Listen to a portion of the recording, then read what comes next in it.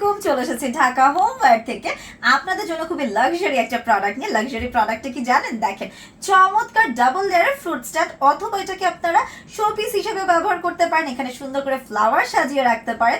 আর এই যে দেখেন, আপনাদের সামনে কিন্তু আমরা একদম রেখেই দিয়েছি ফ্রুট রেখে। দেখেন, অনেকগুলো কিন্তু ফ্রুটস রাখতে পারেন। দৈনন্দিন জীবনে যে আমাদের যত খাবারগুলো আছে, ফ্রুটসগুলো আছে, আপনি সুন্দরভাবে এখানে ডেকোরেট করে রাখতে পারবেন। ব্ল্যাক কালার সুন্দর বর্ডার দেওয়া আছে, এখানে কিন্তু ব্ল্যাক কালার ওই গোল্ডেন কালার পলিশ করা আছে। আর এই কালারটা কিন্তু ডিসকালার হবে না। দেখেন, খুবই সুন্দর একটা উডেন ক্যারিয়ার দেওয়া আছে। আর এটার প্রাইস থাকছে মাত্র 1150 টাকা। এখন দেখছি আরেকটা সুন্দর সাইকেল, কার না পছন্দ। এই যে দেখেন, এটা কিন্তু সুন্দরভাবে আপনারা ঘুরিয়ে ঘুরিয়ে ফ্রুটসগুলো নিতে পারবেন। আর দেখেন, অনেকটুকু স্পেস কিন্তু আপনারা পেয়ে যাচ্ছেন এই সাইকেলের মধ্যে।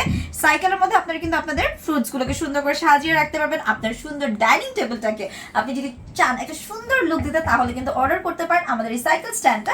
এটার প্রাইস থাকছে মাত্র 1480 টাকা।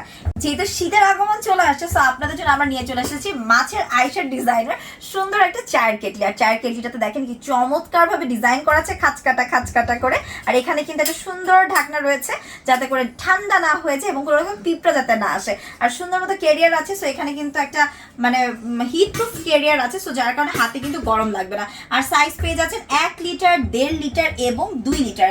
সো আপনাদের যার যে সাইজটা দরকার আপনারা কিন্তু দ্রুত নিয়ে নিতে পারেন। এবং এটা কিন্তু স্টেইনলেস স্টিলের তৈরি, সো জং পড়ে যাওয়ার, নষ্ট হয়ে যাওয়ার কোনো রকমের কোনো চান্সই নেই। আর দেখেন, আপনি চাইলে কিন্তু এখানে চা পাতি অথবা পুদিনা পাতা সবকিছু দিয়ে রাখতে পারবেন। সুন্দর একটা ফ্লেভার চলে আসবে। আর ভিতরে দেখেন অনেকটুকু স্পেস রয়েছে, ক্লিন করতে পারবেন খুবই ইজিলি। তো দেরি না করে ঢাকা হোমওয়্যার থেকে আপনার পছন্দের পণ্যটি অর্ডার করে ফেলুন।